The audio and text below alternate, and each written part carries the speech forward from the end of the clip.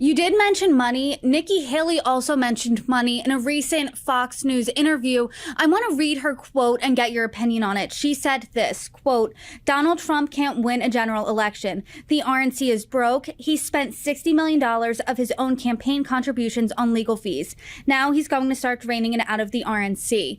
What do you make of her commentary here? He does have a fundraising problem.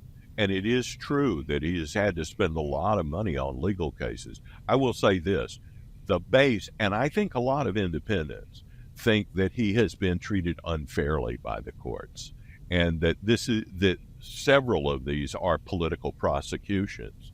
Remember,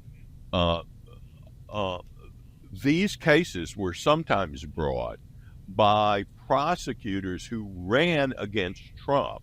That is, they found the candidate, and then they found the person, and then they found the crime, rather than the way that we're supposed to do it, which is where you find the crime and then go after a person. In the case of New York, we're at this $500 million judgment, for example. No previous real estate developers have ever been charged with that crime, much less receive that kind of a huge financial penalty, unless it's overturned, as it may well be.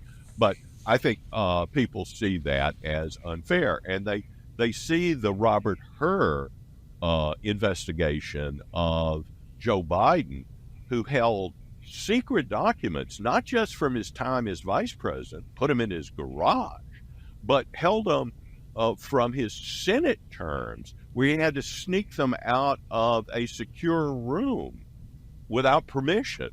And he was not prosecuted, even though these alleged crimes were quite clearly pointed out. And the reason, Robert Hur said, is because he's essentially too elderly and infirm to stand trial. Well, if he's too elderly and infirm to stand trial, how exactly is he supposed to be the president for the next 4 years?